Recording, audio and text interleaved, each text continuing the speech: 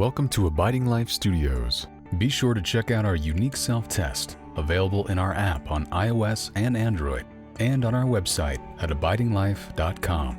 Take the test today and find out how God uniquely made you. Share your results with anyone, along with the capability of purchasing and gifting tests. And remember to check out our YouTube channel at Abiding Life Ministries International to watch Michael Wells' training videos, including basic seminar, expanded seminar, counselor lecture training, podcasts, and more. Hello, welcome to Abiding Life Studios. I'm Noah Wells. Today, I have my lovely wife, Shay Wells, with me. Hi. And we are going to be talking to you about communication. First of all, Merry Christmas, Happy New Year's. If you're Yes, listening to this, it's our first podcast of 2023, that is which correct. is exciting. And we decided to do a podcast on communication today because, one, I think the holidays are hard for a lot of people. You're at home with your family. And with all the couples that we do talk to, one of the biggest things that we see is a lack of communication. And really, I feel like so many of our issues in marriage and parenting and everything really just come down to communication. I agree. So when Shay and I first got married 11 years ago? 12 years. It'll be 12 13 years years ago. this year. Oh, okay, sorry. 12 Wow. years ago. We both kind of came from, I think like most people do, you come from families that aren't great at communication. Yeah. They don't know what it was. Definitely the old school people, they definitely, you No just kind offense. of, no offense at all, you just kind of, brush it under the rug and Yeah. just the next day will be different, right? So it was different for when Shay and I got married because we were both struggling in different ways, but had no idea how to communicate that to each other. Yeah. And for me personally, I can't speak for Shay, but I was absolutely terrified to communicate. I had been married before, and I communicated some things with the first wife, and then she name called me a lot. Mm-hmm. So that messed with me a lot of not wanting to, like basically when looking at Shay, I know she's different, but she wasn't safe for me yet. Yeah. Because I was so terrified to say something to her because then, well, will she look at me differently? Mm-hmm. In the back of her mind, will she be judging me? Mm-hmm. So I guess that's really the thing I was so terrified about. Yeah. And I think, we all have a past and we all have our story, and then we bring all of that into today. And then that affects how we communicate and how we act and how we react. And for me, growing up, I watched my parents just not talk to each other. My mom was like the queen of silent treatment. I would watch them not speak for weeks at a time. And so my first instinct is, I'm just going to run. I'm going to internalize it. I'm not going to talk to you. And that was such a huge issue in our marriage in the beginning because we would have an argument and I would just shut down. Mm-hmm. And then I would just not talk, thinking if I just don't talk to him or even look at him for a couple of weeks, it'll all just kind of, go over and we'll be fine. Yeah. And then I just harbored all of that anger for so many years because I didn't know how to safely communicate, which is one of the things that I think like the number one piece of advice would be to work on creating that safe space within your marriage so that you can communicate. Not just marriage, but any relationship has to have like that safe space, which takes time and it takes having the hard conversations. Yes. So it's kind of like this, I don't want to say balance, but it's like you have to have the safe space in order to communicate, but you have to communicate in order to create the safe space. The two kind of go hand in hand. Yeah, and I remember at the beginning, and then we'll get on to some of the things that have worked for us. I remember at the beginning just like starting to communicate with her, and I would honestly be having sweat pour down my face, armpits, everything, back. I'd be sweaty so bad because I was so terrified. Probably of rejection. Mm-hmm. And you still not get nervous belonging. sometimes. Yeah, and sometimes I still get nervous, and we can talk about that down when we talk about what else we got going on. Yeah. So we just kind of wrote down a couple of little bullet points. And like I said, this isn't all just pertaining to marriage. I think communication in any relationship is key. We are going to talk a lot about marriage and about children and how to communicate with them, because that's where we are in our life right now. Mhm. But this also pertains to talking to your adult children. This also pertains to talking to your boss or your friends. I just feel like communication is one of those like versatile things that if you can master it within your marriage, I feel like you can master it within anything, really. Mhm. And I feel like a lot of it is pretty universal. So one of the things that we really wanted to touch on was actually listening. And I think it's hard because a lot of times when you're having those hard conversations, you want to respond. You want to give advice. You want to Fix. fix the person. You want to make them feel better. You want to do these things. Mhm. And it makes it to where you're not really listening to what they're saying. And that Mhm. doesn't create the safe space. And I'm just going to say it. If you're having that conversation and you're feeling like you need to say something, it's really an issue with your pride, because your pride comes in and you want to fix and you want to be and you want to, you have to hear my side. Oh, you're talking? Well, now I need to talk. You said your piece. Now I need to say my piece. Mhm. And really all that is I don't want to be rejected either. I Yeah. want to be heard too. And it's just that pride stepping forward. Yeah, I agree. And you can really hammer your mate by going that route. Yeah. Yeah. And always just like, well, we've seen so many married couples where it's like, I was hurt in this. Well, I was hurt in this. Yeah. And really, you're just one-upping each other's pride basically by not just pausing and listening. So, with that too, is we were talking this morning about kind of forgetting the small details in stories when you're telling them. We've all been at that dinner party or in a group of other couples, and there's that one couple that just can't let the other person tell the story without interrupting and Yeah, with saying, every little detail. yeah, no, that's not how it is. That wasn't the street we were on. It wasn't that day. It was this day.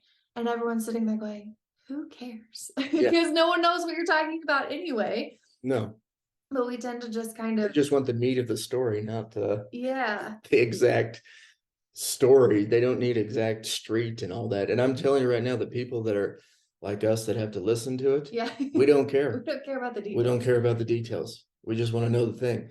But you're like Shay's saying, you're really destroying your mate when you're.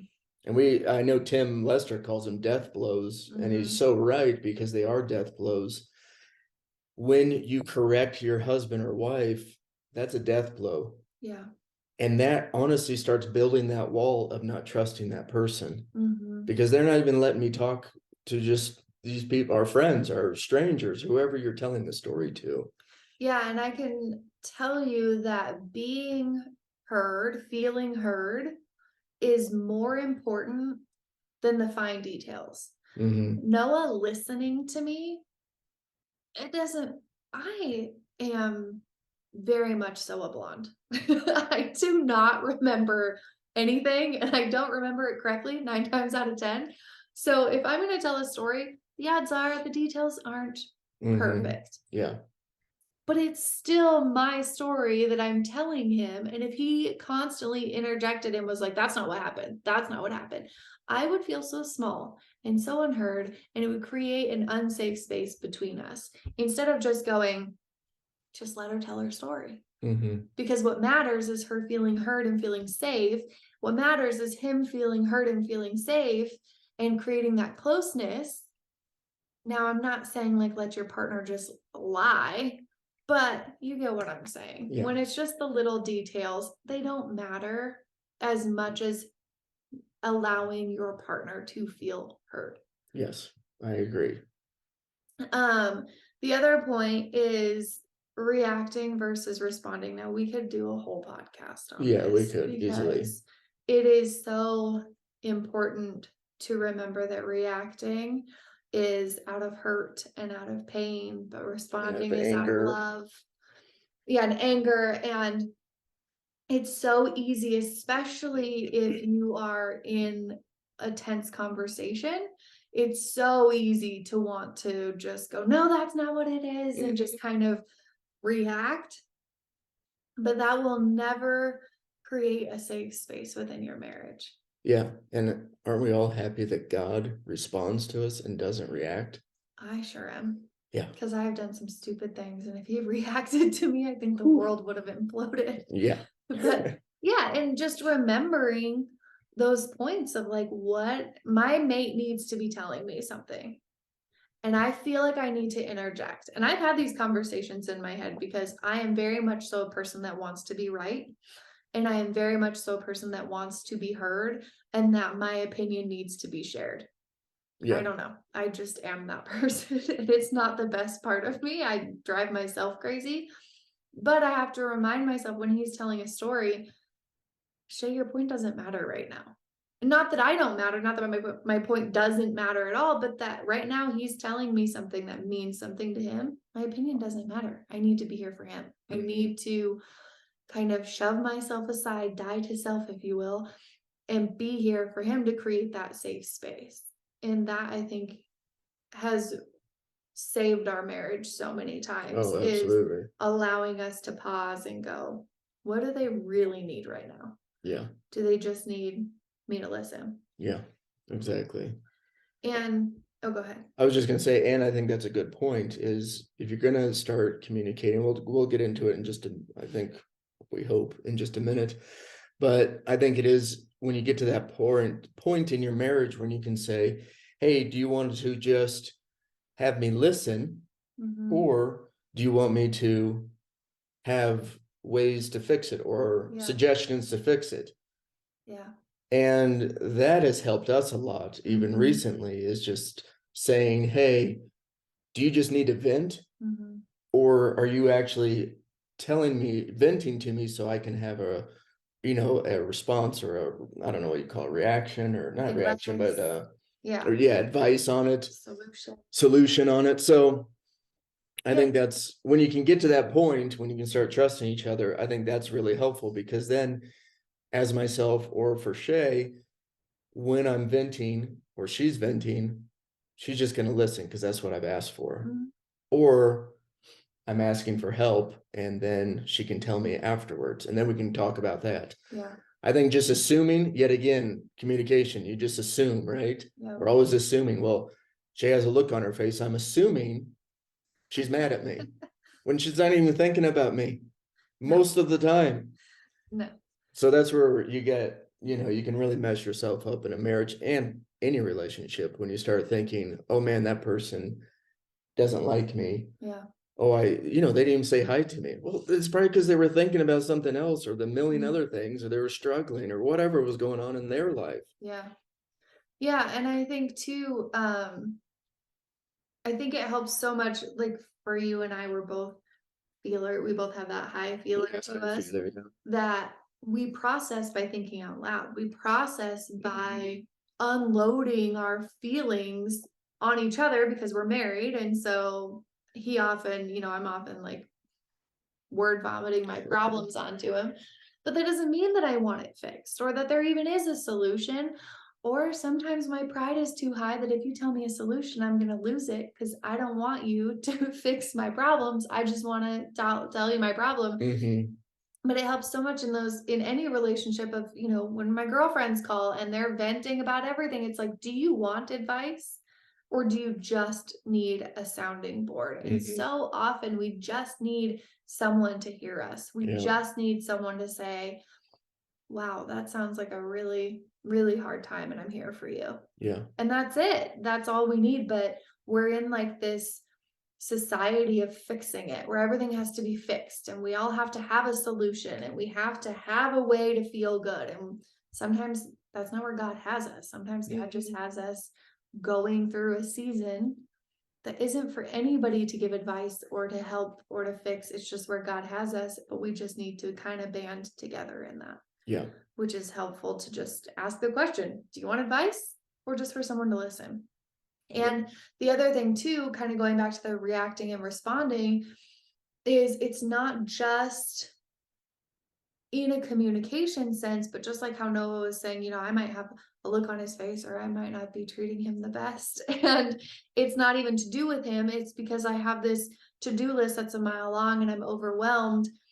And he could come to me and say, hey, you're not really acting very nice towards me. Your face looks like you hate me.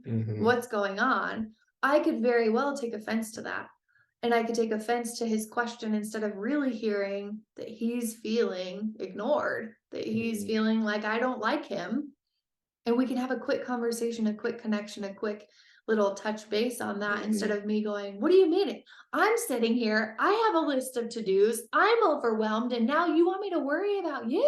It would be so easy to react in that way instead of going, okay, what's really happening? And don't get me wrong, we've done all of those things.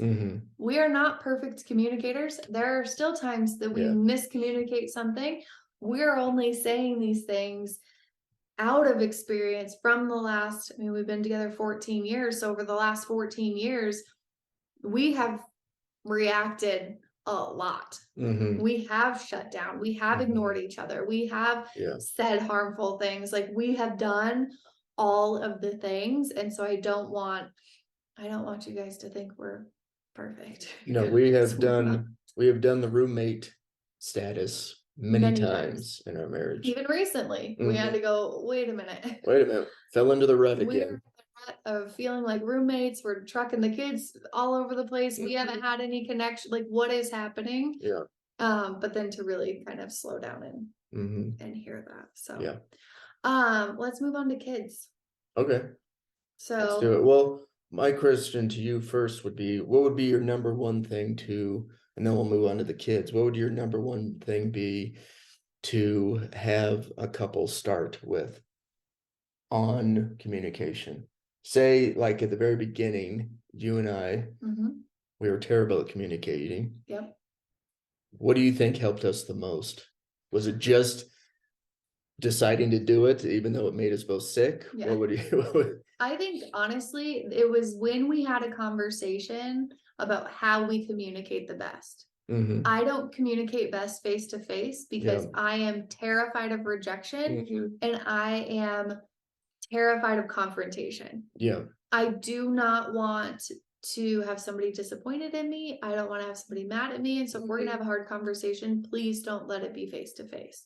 And we had to be okay with that. And so Noah knows that if he sends me a text and we can kind of hash things out over text, that's what works for me. And that's what I really needed. And I think that that's what really changed our marriage, was being okay with doing things our way and not the way, we had so many people say, you need to be face to face. You will never resolve a conflict unless you're face to face or within this time frame. Or, if you have a conflict in your marriage, you have to take care of it before you go to bed at night. And you have to, and if that works for you, great. But you have to find, I think, what works for you in your marriage. And so that would be my piece of advice, is finding a communication style that works for you so that you can start having those hard conversations. What about you? No, I liked what you said, because when you were talking, I was thinking, you always hear people say, well, what's your love language? What's your love language? Yeah. It's funny that we never talk about what's your communication style. What's the way you communicate? And I think you just nailed it on the head. No, is that right? All right. I mix words all the time, so just go with it. But I think that's the perfect thing to say, is because not to compare with other couples, not to compare, you might have someone tell you something, well, it worked for them. It is, and we're going to tell you some stuff that's worked for us, and it might not work for you. But I think just even having the conversation, going to your mate or going to a good friend that you're having a hard time with, or your child, and say, hey, how do you communicate?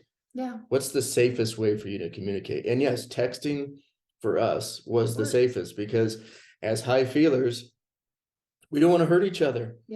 We're so terrified to hurt one another that we just don't want to say something out loud, because what if it hurts her? But then with text, you can text it, she can have it. And I'm telling you, we've done it. We're still in the same room. But we're texting, it out. But you're texting, you're looking at it, you're praying on it.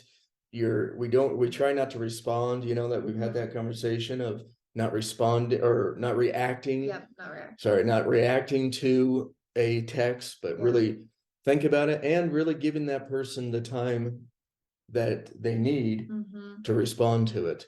Yeah, for us, it released a lot of pressure Yeah. because just to throw myself under the bus here, I can have a complete acid tongue. I can say some harmful, hurtful things because I don't want to be hurt. And so that can be my first reaction. But if he sends me a text, I can pause for a second and go, okay, I'm going to pray about this for a minute. I will always respond. And that is kind of like our pact. You have to respond, but there's no time frame on it. So I can take a couple hours even and just like, and I can tell him I need a little bit to think still about that this. should be a Yeah, conversation. the communication of I need to think about this. Just give me You're a gonna little give bit. me, you can even text that and she has done that before. I need about an hour or two to really focus and pray on this. Yeah. And then I'm gonna respond to you. And I will say, like, for me too, is I grew up in a home that crying was weakness. And so if I get upset about something, I'm going to cry if I'm upset or if I feel like I hurt him. So communicating face to face has always been really hard for me because I didn't want anybody to see me have those emotions because I didn't grow up that was okay. And so for me, I can go to the bathroom and cry my eyes out while I'm texting him.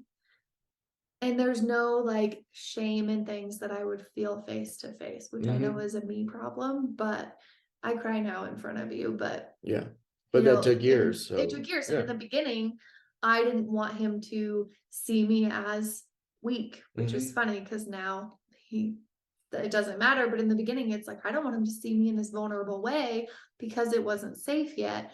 So I'm going to go cry in the shower and text him. And, that just kind of worked best for us. And, in that same line of thinking, our now 14, almost 15-year-old, she's a high thinker.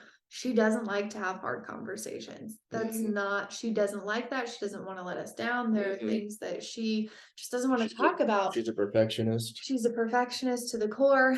And so what we did years ago was we started a notebook. And we have this notebook and it just says Mom and Emily. And she'll write kind of her thinking and what's going on and what's been really hard. And then she'll leave it on my pillow. Now, she doesn't do this much anymore because now we have texting and she has kind of learned that as well. And so she tends to tell us really hard things over text, which is great because then I can really focus my response on what my teenager needs and really kind of give her that safe space too, which has worked out really well. But again, it doesn't work for everyone. Our almost 12-year-old comes to us and just says it. Yeah, and it catches you off guard most days that you're like, just okay, right out there. And then we have the conversation, but each person is so different. And I think that is so important to realize is your kids are very different than your spouse and your spouse is different than your boss and your boss is different than your friends. And to really kind of figure out what communication style works with who. Now, it's not going to work if you text your boss your problems, right? Yeah. Like it doesn't always, it's not a universal answer. In our marriage, we communicate one way, but I mean, we work together too, but we communicate about work things different than we communicate about marriage things. Absolutely. And we communicate about marriage things different than we communicate about parenting things. But we have a way that works for us. And I think that is the importance, is creating that safe space and finding what works for you with each circumstance. Like we can talk about finances, doesn't matter. Yeah. We don't argue about it. We can have a face-to-face. But when we talk about like hurts and things like that, that's something that's hard for me to talk about face to face. So knowing about what you can talk about. Yeah. Yeah. So. My own struggles that bounce around in my head, those are hard to talk about. Yeah. But we have done it. And I think the biggest thing that Shay has personally ever done for me is I was so terrified one time to tell her some stuff. And I'm telling you, it was one of those times where you're just sweating. And I ended up telling her, And she just said, "Oh, okay." And, I was in my head of the what ifs. If I tell Yeah. her this, what if she leaves me? What if Yeah. she's so disgusted by me? What if, all the what ifs? We've all done Yeah. what ifs in our marriage, right? And when she said that, I was like, oh, it's not a big deal. Yeah. And it was kind of cool because I actually was released from it. It's like Mhm. that classic thing of bringing things into light. Well, you got to have a safe place to bring things into the light. Mhm. I mean, a lot of us have been burnt by other people, and I'm not going to rag on church, but sometimes you get burnt out on church too. Yeah. Church people will say something to you, Yeah. say oh no, you're in the wrong. You gotta pray this away. And it's like, just responding out of love, Yeah. I'm telling you, will change someone's life Yeah. so much just with that one response. Mhm. Yeah, and I think we all have those pieces of us, of conversations we tried to have, or anything that stems from childhood or bosses or church or friends. We all carry things with Yeah. us. We all have past hurts. But I truly believe that your marriage should be the safest place, Yeah, I think so. aside from your relationship with God, clearly. Yeah. But But you as are far one as when you're married, so exactly, and I just think that really working on that safe space within your marriage and the communication, the rest of it all falls into place. mhm, I just feel like your marriage should be the safest relationship that you have. yeah. But that takes time and it takes you both wanting that. Mhm, But I do know that when our marriage is strong, my other relationships are strong, or I feel strong enough to put boundaries on other relationships mhm, because this is home base. yeah. And I just feel like that home base is so important. Yeah, so basically a quick recap would be, if you're in a marriage or in a relationship with someone, I think we both think it's very important to sit down with a person and just say, hey, how do you communicate? Yeah. And then go from there. Mm-hmm. I think if you have kids, I think the same kind of thing. If they can't verbalize how they would communicate, Mm-hmm. come up with some stuff like we have. You Try can go it. to them and say, hey, would you like to write it down in a booklet? Yeah. And and then just pass it to me, and or text, And you can even or shred the pages, yeah, right? you Because I can know shred a them. lot Yeah. of times I want to tell you this, but I don't want, and I just have 3 quick points. Yeah, go ahead. Not so quick. One is, and I know you wrote it down, is to not be a long lister. And your kids don't want that either. Nobody wants you to keep bringing up the past. Mhm, Nobody wants that. yeah. I do not want to sit down with Noah and say, hey, can we talk about this? And go, oh, we already talked about that, remember? Yeah, a And month you ago. said you were going to do this and you Yeah. didn't do that. I would instantly not want to tell him anything ever again. Or, if your kids come and tell you something really hard, you don't want that brought up again. Have the conversation and then let it go. I think some of the hardest insecurities that I have are from, shouldn't throw my parents under the bus, were from my parents bringing up mistakes that I made over and over. Mhm, To this day, if I bake something, they will bring up that one year when I was 17, I forgot the sugar in a pie. And every time it's, did you put sugar in the pie? Did you put sugar in that? And it's like, I'm 36 years old. Like that was 20 years ago and we're still bringing that up, mhm, which then made me afraid to fail. It made me afraid to do things because I didn't want to hear that I made a mistake. yeah. Nobody wants to hear their mistakes over and over again. Nobody wants to hear, remember that time you asked us that really hard question? Mhm, Remember that time you asked me that question? Nobody wants that. So if you have the solution to write it, have the other solution of, if it makes you more comfortable, we can shred it after. Or, have that pact of, we're not going to bring this up again. We're going to have a conversation about it and then we're going to let it go. mhm, And one of the biggest things that has helped us in communicating with our kids too is, one, not being a long lister, and 2, letting them lead. Because mhm, so many times as adults, you see things in your kids' lives that you feel like you need to say something about, and you feel like it's wrong for them, and you feel like you need to interject. But one of the biggest things that's created that safe space is allowing them to lead the conversation. Mhm. Especially having teenagers, like we've had some really hard conversations, but they don't need a lecture.